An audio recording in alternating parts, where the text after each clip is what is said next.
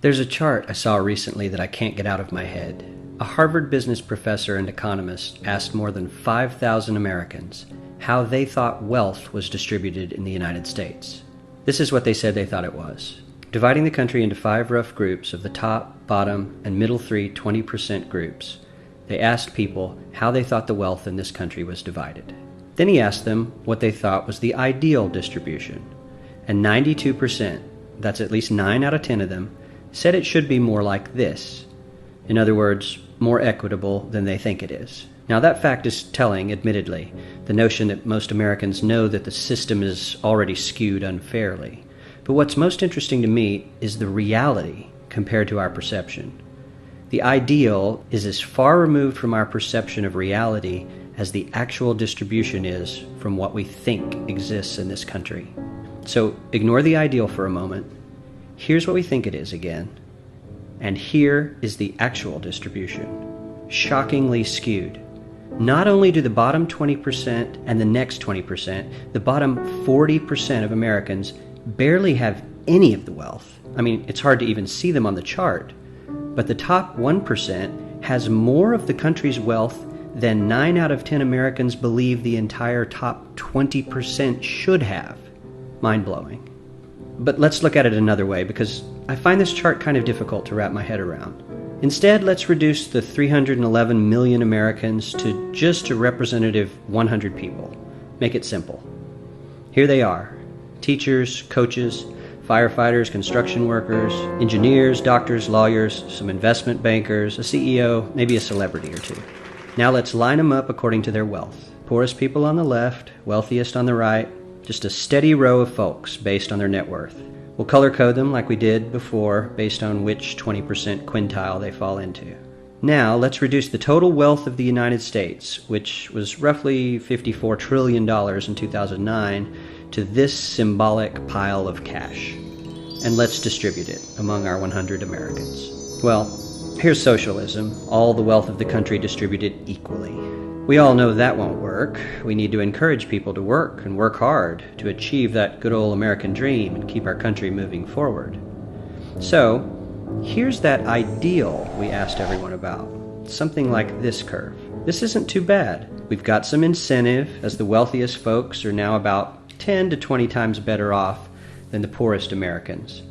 But hey, even the poor folks aren't actually poor, since the poverty line has stayed almost entirely off the chart. We have a super healthy middle class with a smooth transition into wealth. And yes, Republicans and Democrats alike chose this curve. 9 out of 10 people, 92%, said this was a nice, ideal distribution of America's wealth. But let's move on.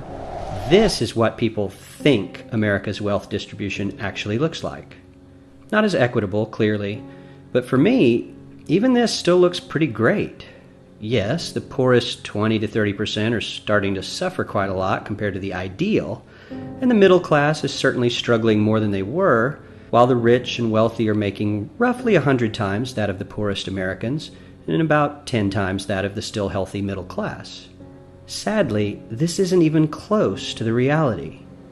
Here is the actual distribution of wealth in America. The poorest Americans don't even register. They're down to pocket change. And the middle class is barely distinguishable from the poor.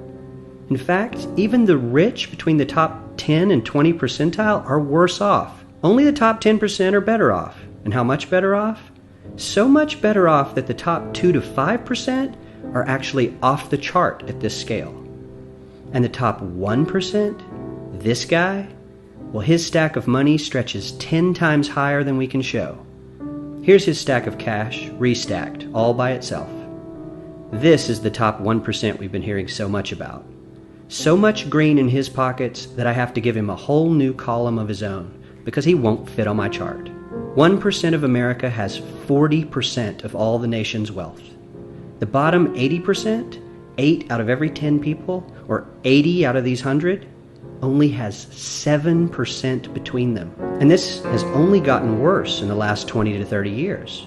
While the richest 1% take home almost a quarter of the national income today, in 1976, they took home only 9%. meaning their share of income has nearly tripled in the last 30 years. The top 1% own half the country's stocks, bonds, and mutual funds. The bottom 50% of Americans own only 0.5% of these investments, which means they aren't investing. They're just scraping by. I'm sure many of these wealthy people have worked very hard for their money, but do you really believe that the CEO is working 380 times harder than his average employee? Not his lowest paid employee, not the janitor, but the average earner in his company. The average worker needs to work more than a month to earn what the CEO makes in 1 hour. We certainly don't have to go all the way to socialism to find something that is fair for hardworking Americans. We don't even have to achieve what most of us consider might be ideal. All we need to do is wake up and realize that the reality in this country is not at all what we think it is.